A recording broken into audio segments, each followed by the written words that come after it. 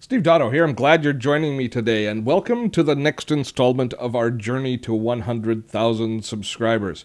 Today I thought I'd take a look at our analytics, a little bit, at least the analytics that is available directly in YouTube. So this isn't going to be a deep Google Analytics topic, but instead it's kind of the surface numbers that we can take a look at to kind of track how we're trending and what we can glean from them. And I'll give you an idea of what I try and glean from the analytics that I get. Now, of course, when you go to your dashboard, this is called the dashboard here in the YouTube Video Manager area, you get immediately your total number of views and also the number of subscribers that you have at that point in time. So you're getting some good statistics there, as well as they give you what they consider to be the key stats from the last 30 days. And that's the number of video views you have and the number of subscribers, or the net change in subscribers that we have. And you can see we're doing pretty well here. We're at the very end of March. Just coming up March 31st, last day of March, and we're almost averaging 4,000 subscribers a month increase, which is good. It's keeping us in shooting range of hitting our goal of 100,000 subscribers. By the end of next month, that number has to be a 5, and the next month, the month after that has to be a 6. So that has to increase. But increasingly, as I look at these numbers as well, I'm recognizing that the subscribers that we have is an important statistic, but it's not the most important statistic. I'm not sure there is any one statistic that is most important, but the number of video views and the number of minutes that a video is viewed is a very important thing to consider, and it's something that we should keep an eye on in our analytics. And this is the reason. We all know that there are people out there that have been padding their accounts in different types of social media, be it in Twitter, buying followers in Twitter, buying fans in Facebook, increasing the number of subscribers in YouTube to make their channel look more vital, to make it look more worthwhile. And while that will translate into a little bit of social equity, people will look at the number and go, wow, he's got 500,000 subscribers. In the real world of engagement, that's not going to make any difference, because YouTube doesn't care just how many subscribers you have. They're going to care how many people are actually watching the video. And if you're looking at building it as a business, as reaching out to build your brand, you need people who are engaged. You don't just need a raw number of subscribers. You need people who watch your video, who comment back on your video, who you can reach out and touch as a result of publishing. So that's what we have to concentrate on. So having a healthy ratio between the number of subscribers we have and the number of views that we have per week or per month, I think that's the ratio that, at least one of the ratios that I really have to keep an eye on. So let's dive here into what surface analytics, and I call it surface analytics because it's the stuff that YouTube gives us, as opposed to going right into AdSense where we're getting a lot more detail. But these are the numbers that they give us. They give us performance numbers, which is the number of views we have, the estimated minutes that is watched, and they set a default for all of these to 30 days. Your earnings for that particular period, which is something that we'll be talking about at some point down the road a little more, and then engagement, likes, dislikes, comments, shares, favorites added, and then finally your subscribers. And I think it's important that these three here, they given more space to views, estimated minutes, and of course any estimated income that you might be getting from that particular channel. They've got that rated higher than these other numbers, but I still fascinate myself on the number of subscribers, mainly because I've named this series Getting to 100,000 YouTube subscribers. That's kind of the easiest number for us to get our head around. If I say getting to X number of minutes watched by video, I don't think it's going to resonate quite the same way. But let's take a look at what we can learn from taking a look at these statistics. And here's something that I caution you on, is it's really easy to get caught up and check your statistics multiple times a day, multiple times an hour even, and it's almost like watching your weight, stepping on the scale too many times if you're trying to lose weight, where your self-confidence and your sense of well-being increases and decreases with the addition of 100 subscribers, or the decretion of a few pounds of weight, or God forbid, an increase in weight or a decrease in your subscribers would be devastating. So I caution you about spending too much time watching these numbers. But if we take a look here at and this has given us a snapshot of the last 30 days of total views, and I'm pretty pleased with these numbers overall. 157,000 total views, and we can see how it trends up. And actually, if I track this, I can tell which days I've kind of been publishing, and the Mondays, Tuesdays, and Wednesdays when I'm publishing, and Thursdays.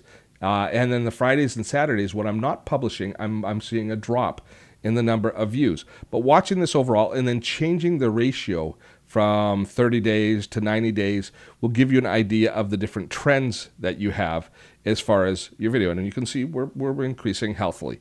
Whether or not we're going to meet our goal, I guess we will see.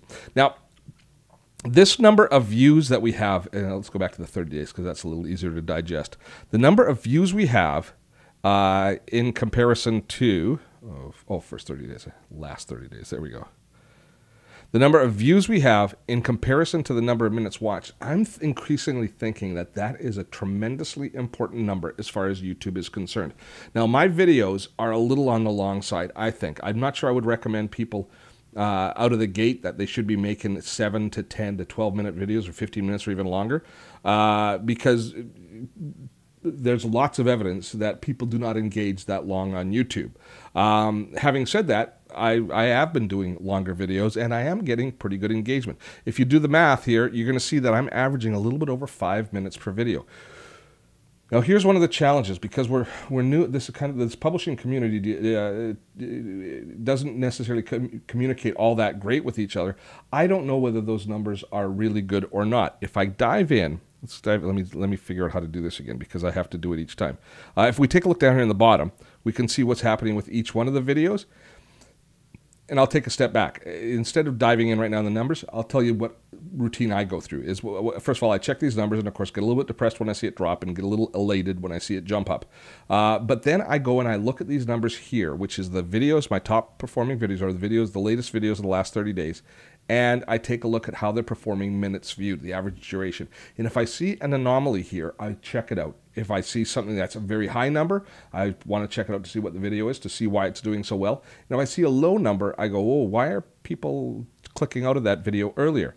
But what I'm finding, though, is as far as my videos go, I'm pretty much, I've got a very steady standard. I've got a very good standard. So, for example, here as I'm looking along, Gmail secret weapon, I would have gone, oh no, it's only got 3 minutes and 11 seconds. And look, the other video here has got 6 minutes and 26 seconds viewed. So what did I do wrong in this one? Well, it turns out this video here, which I think is not as good, Gmail secret weapon right here, is actually, 3 minutes and 25 minutes, 25 seconds. When I hover over it, I recognize, it's a 5 minute and 13-second video. It's a short video anyway. So actually 3 minutes and 25 is well over half of that video being watched. So it's actually performing quite well. The cool thing is we can dive in and we can drill in, we can take a look at any one video just by clicking on it. And now we can see the statistics just on that video. And as we go through it, the one that I look for and always check is this one here called audience retention. And I'll look at this on a lot of different videos. When I have a few minutes and I'm just kind of daydreaming, I'll sit there and I'll go into this audience retention and I'll take a look at the videos and I'll take a look and see if there's any precipitous drops. Now this one here is really smooth, but the cool thing with this stat line in YouTube is it will tell us what percentage of people were still engaged in the video at any point in the video. So at this point here, I'm still at 73% of the people in the video. And if you see a drop, then you will say a big drop. You go, why did they drop off that much? 47, and then they go really fast down here. Why? Well, I'm wrapping it up. I mean, it's obvious I've reached the end of the video. A lot of people know that, all of the content, and here is where I'm probably pitching to get you to subscribe to my channel. So this is all, but still, even at this point here, you know, I'm still at 45% with just a few seconds to go in the video. So I'm really pleased with how this video is performing. And occasionally you'll see this. You'll see 102%. You'll see, you'll see them actually spike within the middle, where it seems incongruous that there could be more views in the middle of a video than there was just before. That's when you've hit a spot that people rewind. And if people rewind back and watch it a couple times, it will count as multiple views here. And so that's kind of a cool thing to see, because that'll tell you that you hit a point that's really engaging for your audience. Or it also might tell you that you're being confusing at that point and they needed to rewind in order to learn what it was you were saying. So getting yourself familiar with these analytics and then determining which numbers resonate to you, which ones are important to you, and which ones you're going to look for to grow your channel and to improve your product. That's an exercise that is well worthwhile. For me, I continuously monitor to make sure that I'm getting good percentage of my videos viewed. Right now, I'm sitting at about 49% of the video viewed, which I think is excellent. And I'm getting 5 minutes per view, which again, I also think is pretty darn good. But I will monitor that. And as a result of the conversations that we have going back and forth as this growing your channel to 100,000 subscribers series increases in penetration and more people engage, maybe I'll be hearing back from you what sort of numbers you're getting, and we can engage in a dialogue as to how we can increase the numbers and what we can learn from each other as far as growing the value of our content, which then of course makes it that much more appealing, and it allows us to reach a larger audience as we grow along.